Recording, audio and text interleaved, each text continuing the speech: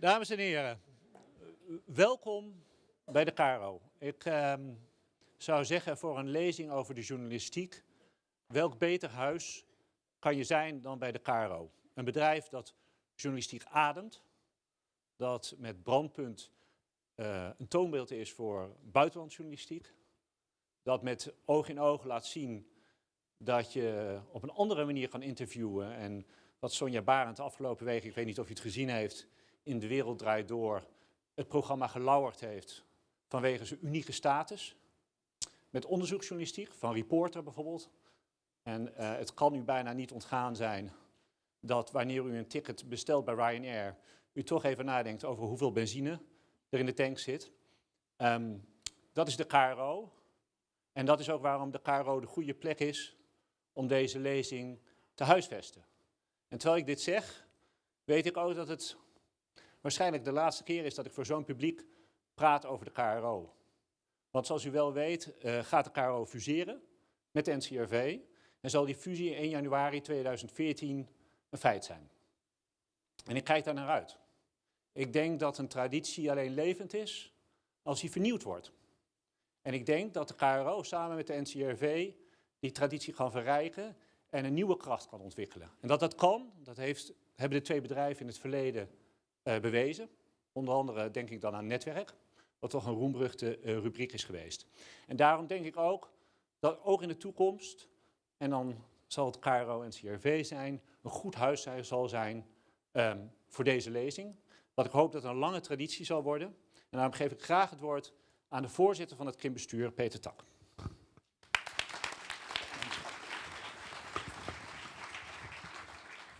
Dames en heren, ik doe het niet in het Nederlands. Ik heb het voorbereid in het Engels. En dat is voor u wel aardig, omdat u dan wat kunt inlopen op de speech die zo meteen komt. Vandaar dat ik van taal wissel. Ladies and gentlemen, it's a great pleasure in my capacity as chair of the board of the KIM Foundation. And KIM is an abbreviation of the Catholic Institute for Mass Media. To welcome you on behalf of the board at the occasion of the annual KIM lecture by Jeff Jarvis on the future of journalism.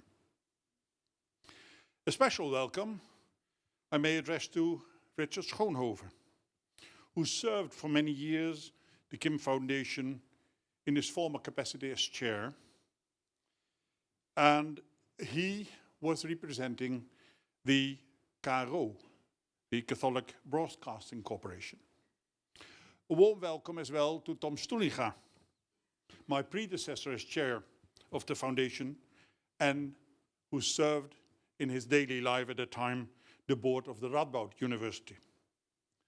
And last but not least, a warm welcome to the mayor of the city of Hilversum, who actually before that was the chief editor of one of the famous newspapers in the Netherlands, the Volkskrant. For many decades, there has been a close cooperation and a close relation between the KIM Foundation and the Catholic Broadcast Corporation, the KRO, who shared common interests and a common religious background as well. At that time, we belonged to the same Catholic pillar as did the Radboud University. The famous pillarization, and I looked it up in the dictionary, and there was no word that that I could use as translation, and therefore I made my own new word, the pillar, de pijlers, de zuilen samenleving. So the famous pillarization of the Dutch society in the course of the years gradually faded away. But despite of that, in both institutions, the foundation as well as the Broadcast Corporation, still the same societal engagement is present to work on the improvement of the quality of journalism. We as foundation consider the improvement of the quality of journalism to be its societal task. A highly qualified journalism is able to serve the society with the newest information on societal, social and scientific developments, and is also able to bring alight lies, irregularities, and unjust situations in the society. This so-called watchdog function is of extreme importance to uphold the democratic values we all share and underline. Through its close relation with the university, Kim, during its 60 years of existence, continued to give ample attention to scientific research and education of journalists and journalism.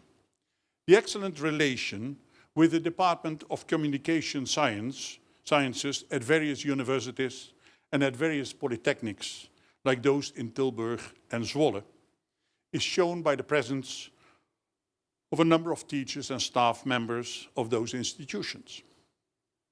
The Kim Foundation is rooted in education of journalism. That is the reason why the Kim lecture of this afternoon was preceded by a special masterclass in this room on journalism for students from all over the Netherlands. Those who attended this masterclass should know that the Kim Foundation annually organizes an essay competition. Further information one may find on the website of the Kim Foundation. In this time of the economic crisis, it's good for them to know that the best contribution by young journalists or students is rewarded with a sum of €1,000. So, be clever, ask your teacher about the essay competition and see it as a challenge to compete with your co-students in writing an essay to the best of your capacities. The Kim Foundation not only focuses on the improvement of education for journalists, but is also involved in the promotion of research. At present, Mr. Kees Buys, a former editor of the Gelderlander, a major regional newspaper, is writing his PhD study on the ways editors of regional newspapers actually lead newsroom processes. Two other members of the board of the Kim Foundation, Harmen Groenhart and Tycho Reisemus, are writing their PhD on the quality of journalism as well. This all will lead to a further improvement of the knowledge on the quality of journalism within the board. Referring to Mr. Tycho Reisemus, who represents the Catholic Broadcast Corporation in the Kim board, this immediately reveals that the ties which existed between the foundation and the KRO are strengthened again and have led to a new form of cooperation. For more than 30 years now, the annual Kim lecture has been delivered in many places in the Netherlands, but never in one of the offices of the KRO. Furthermore, Kim never was able to invite such an eminent speaker from the United States. Without the help of the Catholic Broadcast Corporation and the support of Bart Brouwers of the Telegraph Media Group, this dream would never have come true. The board, therefore, is very grateful to them for all the work they invested to have Mr. Jarvis in the Netherlands today and to arrange such a wonderful place to meet. We as board will continue to organize this kind of meetings and activities, which will be beneficial for the primary task of the foundation, reflection on journalism. We are very happy to have this afternoon for the actual Kim lecture such an eminent and well-known expert as Mr. Jarvis. It's now my pleasure to give the floor to Mr. Sven Kokkelman, who will chair further this afternoon session. Thank you very much.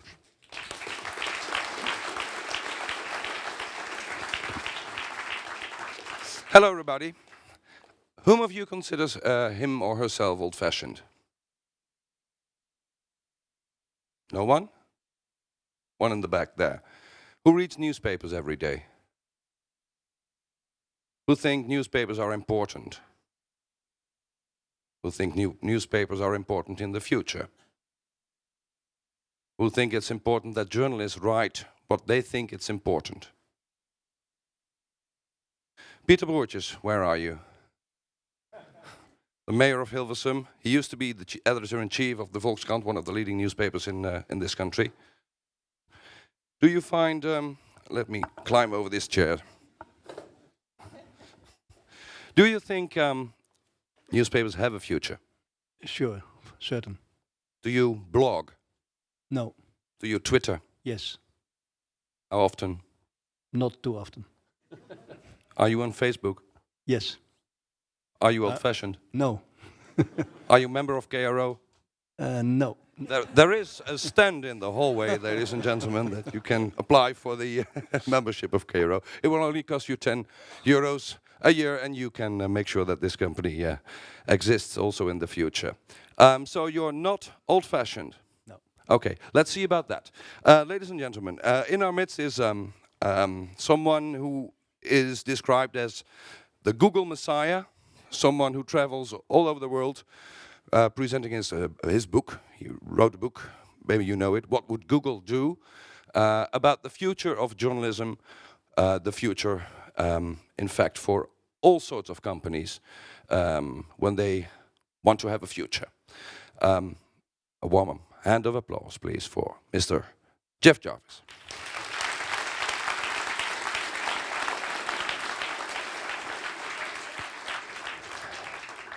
Hello, welcome. You are a professor, you used to be a journalist, you write even today for The Guardian. You even are learning German. Nicht so gut. Is that because you want to conquer the world? It's because no one liked the French teacher in my school. Okay, I fly a lot. I work for television. Am I old-fashioned? Nope. I read newspapers.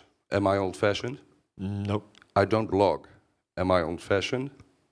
I would ask you instead, why not? Why don't I blog? I don't have any time.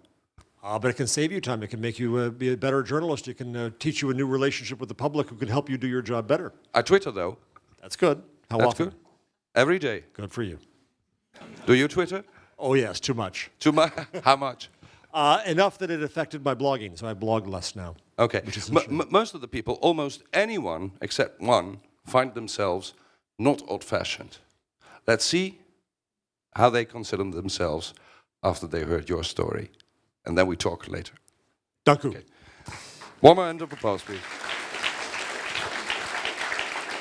I want to thank you very much. Thank Cairo and the Catholic Media Foundation and the Telegraph and Taco and Company. And it's a pleasure. It's a great pleasure to be here. It's a wonderful city. And I wish I could learn Dutch.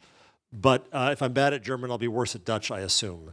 So when I tried to learn how to say good day before I got in here, and I forgot it already. So I'll just say dank u. So what I want to talk about today is trying to get us all, including myself, to question the assumptions that we have about our business. And that doesn't mean that if we question them, that we throw them all away, but we should at least be willing to question them, each and every one. Because a lot of what we do in journalism comes, of course, from our industrial past. My colleagues, or my friends uptown in New York at Columbia University just wrote a piece about post-industrial journalism. We need to ask ourselves that now that we're no longer tied strictly to the printing press or the broadcast tower, what can and should journalism be, and what can it be now that it couldn't be before? And what can it be to make it survive and to live on and to be sustainable? So that's what I'd like us to talk about. And I want to hearken back to Gutenberg. When I wrote my second book, I got enthralled with Gutenberg. Now, of course, I know there's a secondary claim on the notion of the origin of printing here in this country, but I'll go ahead and give it to Gutenberg. And I mentioned that Elizabeth Eisenstein, who's a key scholar of Gutenberg, says that the book didn't take on its own form until 50 years after the invention of the press. More importantly, that the impact of the book on society wasn't fully known and felt for 100 years, a full century. So in that sense, we're only at the year 1472 in this thing we call the internet. We don't know what it is yet. It is too soon to define it for the sake of regulating it and legislating for it. It is too soon for us in journalism to say that we know what it is, so we know what we can do in journalism, and that's that. We're only at the bare beginning, and we have to have a spirit of innovation and entrepreneurship and invention and disruption in refiguring what journalism can and should be. And these days I've been thinking about this in 3 buckets. In new relationships in journalism, new forms of journalism, and new business models for journalism. And I know you'll all be hanging on that last one, hoping there's some great secret, which I don't have. But first, let's start with the notion of a relationship. I would say that Google sees itself as being in the relationship business. And for better or worse, and we can argue about privacy for many hours if we'd like, but Google knows me through this device, and through that gives me value back. It knows where I live and where I work, so it tells me how long it's going to take me to get home. When I ask for pizza, it doesn't give me the history of pizza. It gives me the nearby best pizza perhaps my friends have recommended. That's value that I get back, to know me as a person. We in media know people as a mass because we had to.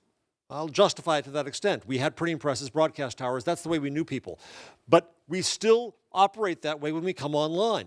Look at the metrics we use to measure what we do.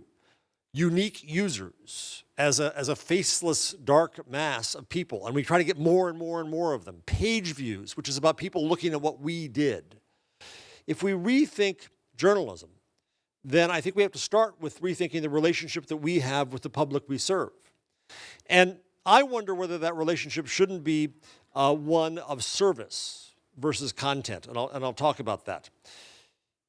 Let me give my anecdote from recent history. My town got hit, not as bad as other towns, but got hit somewhat by the Hurricane Sandy in New York area, in New Jersey. And we were out of power for 10 days, and I wanted a lot of information. The information I got from media was in the form of articles. And articles were necessarily insufficient to tell me what I needed to know. They summarized too much, they put it into a narrative, and they said, wow, there's a lot of trees down, there's no power, and people are unhappy. I already knew all that, right? I didn't need that. What I needed was new forms of news. What I needed was lists of which streets are blocked, which streets have power, which don't. Where is the damn power company working when they're lying and saying they're there? I wanted data. I wanted a platform for my fellow residents of my town to be able to share all this information. I wanted that too. The narrative in that case, in that one case, didn't do me a lot of good. Then we'll come back to that idea of the narrative in a few minutes. But first I want to start with the idea that if journalism is a service versus a content company, if it's a service, then we measure ourselves differently. Then the measurement is, did I find out what I needed to know or not? What did I need to know? Did I get that or not? If we measure as a service, then our metrics change in terms of the success we have. We have to listen to the public we're serving and find out whether indeed we served them or not. And you could argue there's danger in that if we just do nothing but listen to the public, then we'll come up with nothing but celebrity news and stars and scandals, which of course we give them plenty of anyway. But I think that's cynical about the public and the value of the public and the value of a democracy. So I don't think that's really the issue. If we think of ourselves as a service, then we have to start to know people as individuals, no longer as a mass. We have to know people as individuals so we can serve them better. I return to Google and my phone. Google knows where I live, where I work. It gives me service as a result back. By the way, those of you who care about privacy, you don't have to play with this. You don't have to tell Google these things. But I do. I get value out of it. Shouldn't a news organization start to know me as an individual so that it can serve me better as a person? Google does that. We don't have those skills in media because we are still accustomed to serving people all the same product, all the same way, because that's all we could do. We're not thinking of ourselves as a service in terms of the products we create and in terms of how we measure ourselves. So let me try this idea on you. What if we were instead in the relationship business, in news and journalism and media? Then I think we'd have different metrics. Then I would argue that we would, for example, try to learn every year how we know more people. And what do we know about them? And more importantly, why did they tell us this? Not because we demanded it to see our content, but instead, what value did we give them that made them tell us where they live so we can tell them where the traffic is, right? So who do we know? What do we know about them? What's the benefit to them? Very important. How do we serve them that benefit back? Also very important. And then finally, how do we get some business benefit out of that in turn? How do we start to rebuild the very essence of our business around the idea of having relationships with people. Now, that sounds like it doesn't scale very well, and indeed it doesn't scale as well as our business does, but I'm not suggesting that news becomes individual to absolutely every one of you. Certainly, we still see the need, we'll always see the need for some shared news, some news that editors think is important for us to see, some news that editors think that they can give us serendipity, they can give us the unexpected news. By the way, Twitter is pretty good at giving me serendipity too, if you follow good people on Twitter, and I do. So there will always be that notion of the editor there, and that's fine. But there's also the notion at some point of the algorithm helping me get what I need. And at some point helping the news organization know me better as an individual and thus serve me better as an individual. So if we end up with a relationship business, we maybe go away from things like unique users and page views and SEO, search engine optimization. And maybe we go to new measurements that say, I know your name, I know who you are, I know what you need, I know what you want, I know whether you got served or not. These things matter. So if we're in the relationship business, I'm also going to argue that perhaps, just perhaps, we need to even reconsider this notion. Are we in the content business? Is content the essence of what we do? And to even ask that is heresy. I know, because isn't that what we do? When we hired a professor recently at CUNY in New York, every single person who trooped into the room for the committee to subject to our inquisition raised the flag and said, well, of course we're all storytellers. And we all saluted that flag. I did too. But the sameness of that message made me think about it and think, are we? Is that really all we do, is just tell stories? I want to propose to you the idea that thinking that we are just in the business of making content as a product could be a trap. It could limit us too much in what we do and why we do and how we do it. And so it forces us, if you think about why do we have these assumptions and what do these assumptions make us think? If we think we're just in the content business, then we make a product to give to people. We don't necessarily have a relationship with them. We don't listen to them very well until after we're done with the product. Then we allow them to comment on it, but meanwhile we've gone to the bar because we really don't care what you have to say because we're done with the story now and we're tired of it, right? That's the way comments go, and that's why comments are so uncivilized, is because it's just people trying to shout back around us. I presume they're uncivilized here too. They are in New York. We have to see that the notion of content is tied too much to our industrial past. Right? All of our processes, our organizations, our job descriptions, our economics, everything is built around this idea of just making content, making articles, making stories on TV, that's what we do. It forces us to try to protect that content. And we get into the issues of copyright. Now, mind you, we'll talk about paywalls in a minute too, and I'm in favor of copyright. I will happily sell you books, which I'm glad to see some of you have right now. I'm fine with that. Copyright needs protection. I'm not arguing against that.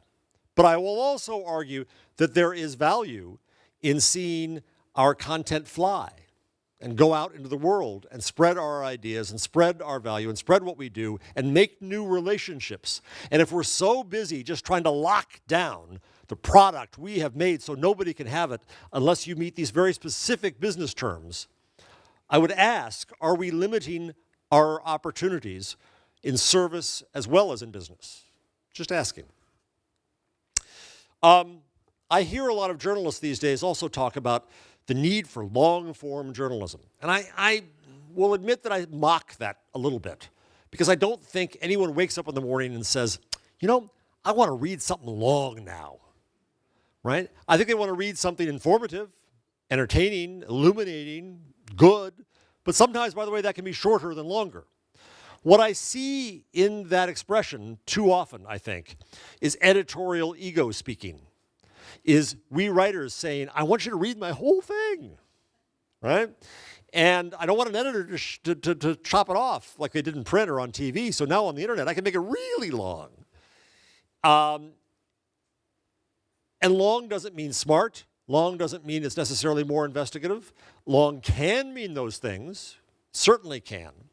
But I wonder whether we should be thinking of it, we should be questioning the role of our egos in media and journalism and how much it plays to our bylines and how much it plays to what we want to tell you and what we want to say. And if we change our relationships, one of the things we have to do is become more collaborative with the public, become more collaborative with the public that we serve, and have maybe a little less of our ego involved to be able to serve people in new ways and in new forms. So if I question even the notion that we are first and foremost and primarily and only a storyteller, again, we'll always write stories. I'm fine with stories. I like stories. I write them too. But if I question that, then let me also further my heresy by questioning the form of the article, the story. Now, in print, a little bit different here from broadcast, but in print, of course, we teach people what we call the inverted pyramid. Is that the same here in? Right. So the form is pretty obvious. The form was a necessity of the industrial means of production and distribution, as I well knew when I worked in hot type at the Chicago Tribune, and I would write this long story, and I would see it on deadline just cut off, right? Because that's what you had to do. Well, so you wrote your story in such a way that it could be cut off. You never came to a punchline, because we couldn't do that before the internet, because we didn't control the space, right? We also wanted to make sure we got across all the important stuff before it got cut, or frankly, before the reader stopped reading, or before the jump came to the next page. So, what's the inverted pyramid? Starts off with what's most important, the lead, then what we in America call, I think alone, the nut graph, the what's the story really about, the explanation, then the background paragraph, then a quote, an example, who are the people involved, what's the timeline, and so on and so on and so on, with these elements that we have. So on the internet, I draw the inverted pyramid on my whiteboard. I love whiteboards. And I say to the students, what, for example, should the background paragraph be now? What should it be online? Anyone? Instead of the background paragraph, the background paragraph ill serves everyone. For the experts in the story, it's a waste of my time and eye movements. For the novices to the story, it can't possibly give them all the background in one paragraph. So what would be a better form online for the background paragraph? A link to what? For example, what would be the first place, the most obvious place to link to get background on most any story or topic? Wikipedia, exactly. So, let's imagine that it's a link to some background. The what's new, the lead. Now that could be a lead, but it could also be something else. It could be, for example, a new form that often all of us use in news that goes by constantly with lots of new stuff. What would that be? Anyone? Twitter? Tweets, right. So the nut paragraph, the explanation, could be a link to a deep explanation story that occurred in the paper's archive, and so on and so on and so on. So what you end up with then, imagine this, is the article deconstructed into assets and paths through them. And once you deconstruct it into those pieces, a few things can happen. One is that different readers can go through these things in a different path. So if you are the expert in the story, you go straight to what's new. Oh, you see there's somebody new involved. I'll go to the timeline. I'll go to the players. I'm new to the story. Let me start with the background. Then I'll go to the explainer. Then I'll go to what's new, right? You can serve people differently with the same assets. It also means that these assets can be created by different players, right? So Wikipedia can create the background if you trust it, if you think it's good enough, or you can do better. Somebody else can create, an algorithm can pull out the quotes, can pull out the important players. Now you end up with what might be a mess, but we're smart. We can figure out how to repackage things. So if you deconstruct the article and rethink it in these forms, there's a company in the US called Circa, CIR.ca, that's trying to begin to rethink the article on iPhones. Very limited in what they're doing. But if you follow a story and you come back 5 times in a day, it won't repeat to you the same things you've seen before. It'll show you what's new. And it cuts it up into those pieces. It starts to rethink what the article is. So if we deconstruct even the article, if we rethink the forms of journalism, then we have to think of other forms. Texas Tribune in the US has found that 1/3 of its traffic goes to databases, where people dig in and find their own stories and their own data and their own information, and in fact surface information that reporters couldn't necessarily have surfaced themselves. We've certainly seen lots of other forms of news coming up. I would like to see lots and lots and lots more experimentation in new forms of news. But I'm still being limited here. I'm still not questioning my own assumptions enough. I'm still thinking about presenting content. Let's think about another relationship in another form that I think is vitally important. Platform. What if we were platforms for our communities? What if we provided the means for our communities to share what they know? And what if we then add value to that? I think when we get to the hyperlocal, talked a lot at the Telegraph yesterday about its hyperlocal service. I'm hoping hyperlocal can work in lots of ways. I think that the essence of success there is going to be in part that we provide the means for a community to share its own information. Back to my storm.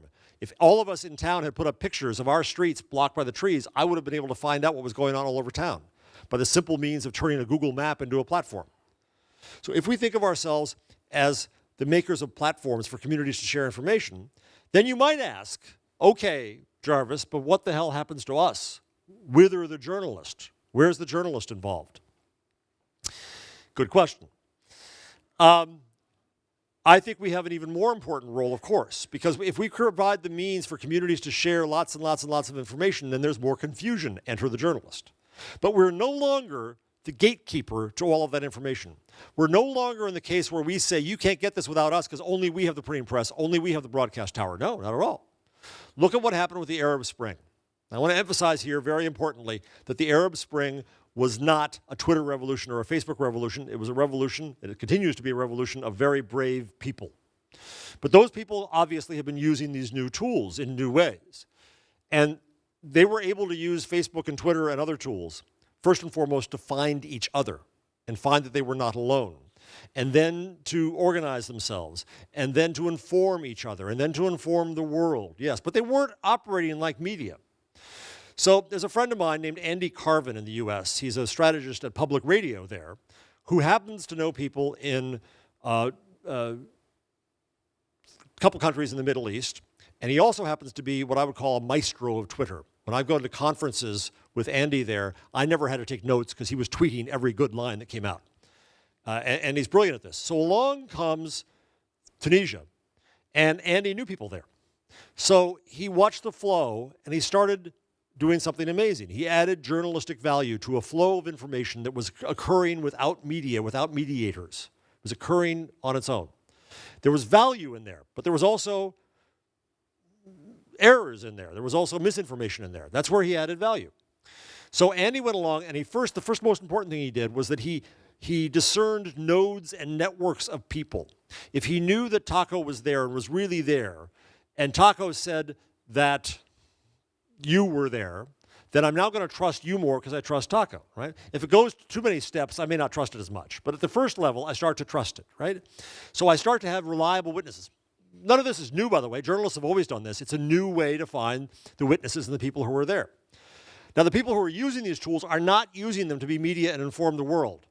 The people who are using them are trying to inform each other. There's a flow in there. So Andy came along and he debunked rumors, he confirmed facts, he got people to help him with translating videos. He added context, he added explanations, he added journalistic value to a flow and a pool of information that was now occurring without media. That's the role we have as we work next to a platform. Andy, by the way, not to plug anything here, but he wrote a book. He never wrote a story. He never wrote an article out of this until the end when he wrote a book called Distant Witness, which, by the way, is published by my journalism school with our new journalism imprint.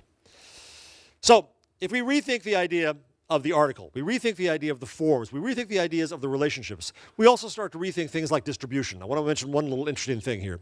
I think we're in a link economy where we only look at the value of content as a value creation.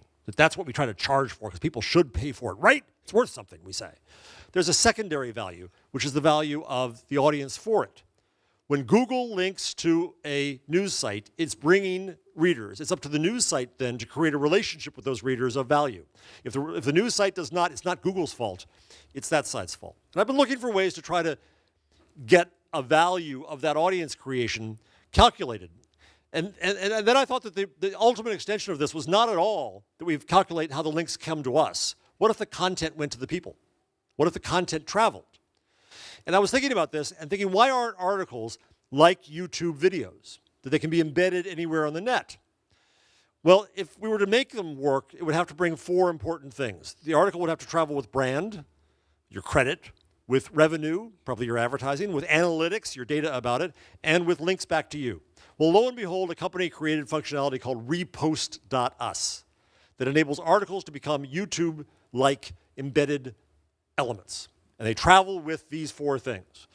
And they've found that when someone embeds someone else's article, the audience is almost all new, 98% new.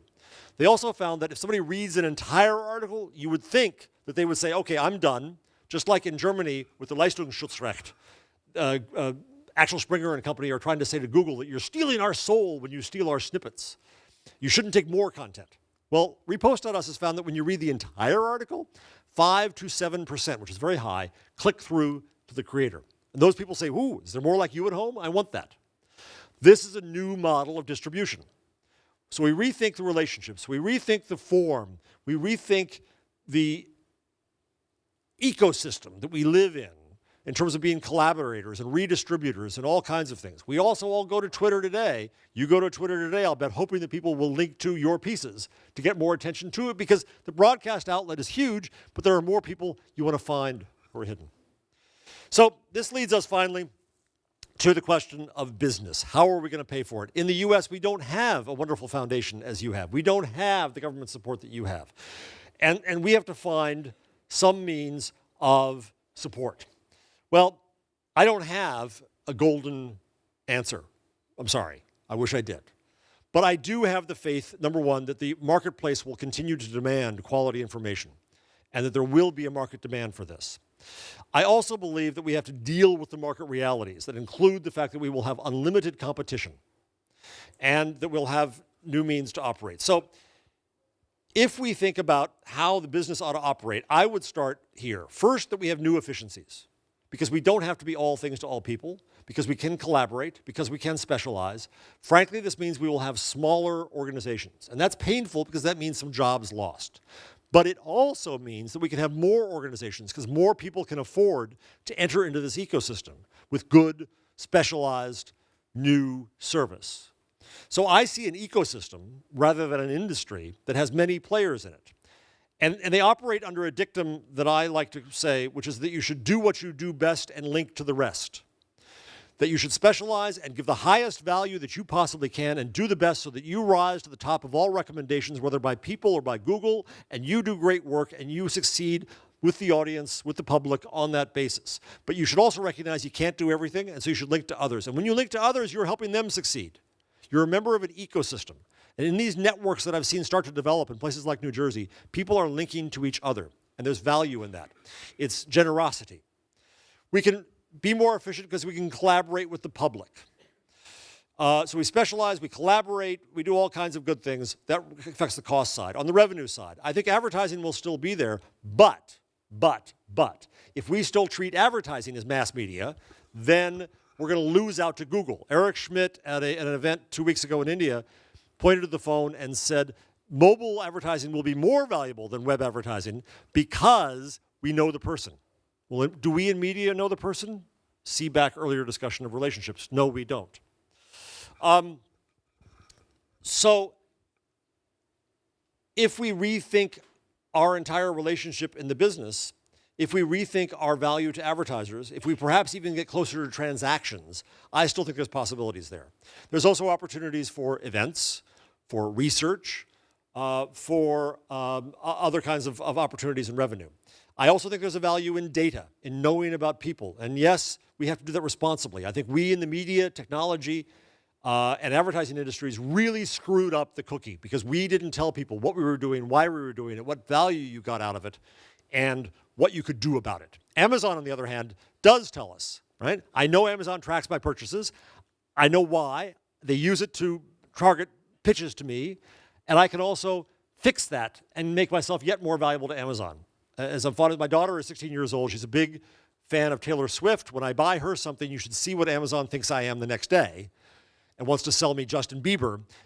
But I can go in and say, no, stop that. And I've thus told Amazon yet more about myself, made myself more valuable to Amazon, and that's a good relationship that we can mimic, I think, in media. So finally, 2 last points. One, the question of paywalls, which I've been asked about all day, which I'm asked about all the time. Again, I'm not against paying for content. I'll sell you my books, I'll autograph them afterwards, happy to do it. But I think it's a mistake to think that paywalls are the sudden salvation, any more than tablets were the salvation. There is no sudden salvation. I also think that the math of paywalls works at certain places. It works at the New York Times, because the New York Times used free to become huge. It's damned good. People pay for it. I pay for it. But my crappy little local paper? No. Its audience is too small. Too few of us are loyal to it. Too few of us could be converted to be paying customers. And if they paid, it's not worth junk. So it's not going to work. So maybe it'll bring in some money, thousands of dollars, $1 million, fine. But that's not going to replace the money that's lost. It's not going to be the salvation. Nothing's going to replace the money that's lost. We have to rethink the business from ground up. We have to become digital-first operations.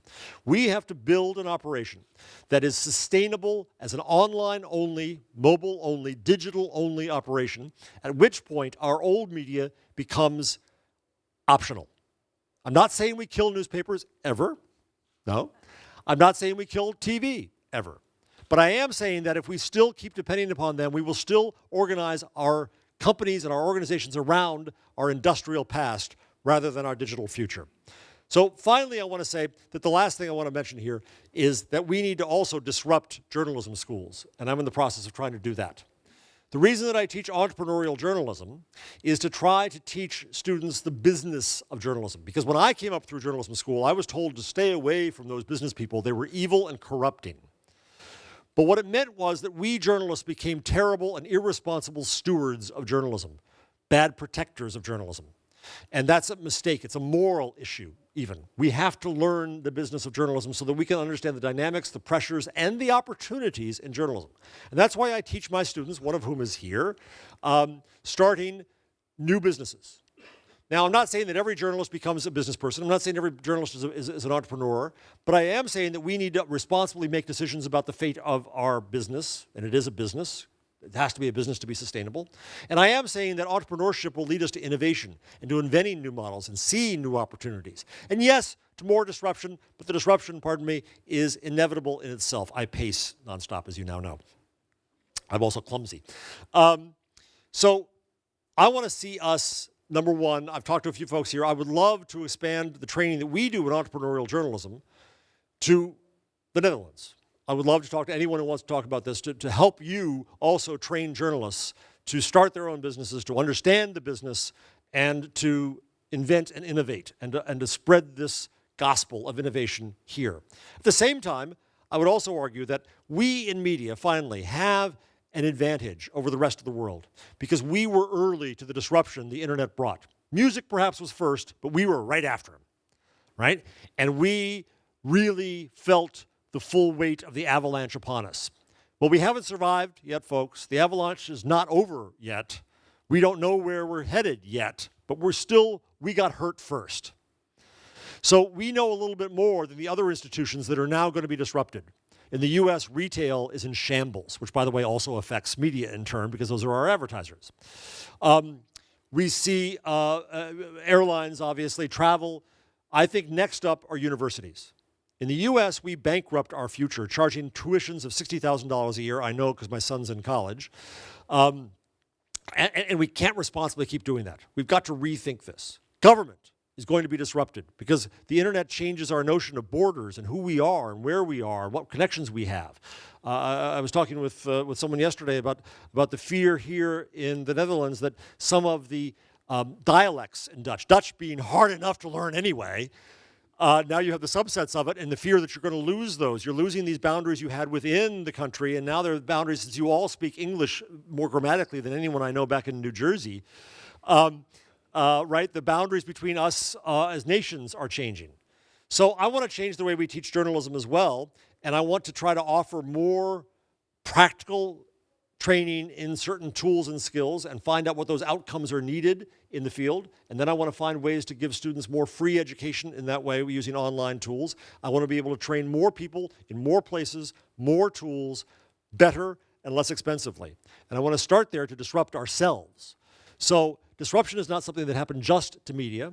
It will come to others. If you are nice and generous in media, I think you'll help the rest of society figure out how to avoid the mistakes that we have made, but we still have time to fix them.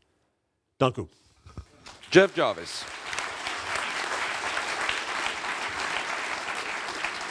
Please sit down. A couple of questions. let's drop ego. How many times do you check the number of followers you have on Twitter, on Facebook, on your blog? 120,000 Twitter, 2.2 million on Google Plus. The blog's a little, but I don't. The followers. That's an old media answer. That's a mass media answer. The So, far better way. but you check them my anyway. ego. No, my ego check. And I call it my ego check. Yes. Which is probably not quite hourly, but frequently during the day, is the search on my name, my URL, my address, my book title, and so on. Yes. What are people saying about me, right? That's pure ego. But in that, all journalists know, you also find people who are going to say things to you, some of which is useful and beneficial. They're going to argue with me, or they're going to correct me, or they're going to make suggestions, and all kinds of other things. And that's where the real value is, and that's a relationship with individuals as opposed to a mass number. To heck with a mass number, it's meaningless. In your book, you predict the end of print. Your book is on print. I only say that we should imagine the end of print so we can figure out how to get there whether or not print succeeds. No, you're right. If you want to have a future, forget about print. Focus on other No. techniques. No. If you want to have a future, focus on where the opportunities are, because some And that's not kid, print. some kid in a garage will find it. Print may be a tool to that end, right? I went last week to a concert held in New York by a young woman who became famous on Kickstarter. Yes. Where she got backers to support her album. And she was on a tour. Now, she did indeed come out with an album, a good old-fashioned CD. Right? Yes. Not that anybody has to buy it, from a label. But she did that as a byproduct of her digital life. I would say that our print products, let me put it this way. If you are in a newspaper business, again, it's a little easier for me to talk about newspapers because that's where I worked. Because when I came through journalism school, we had to pick one or the other. No longer.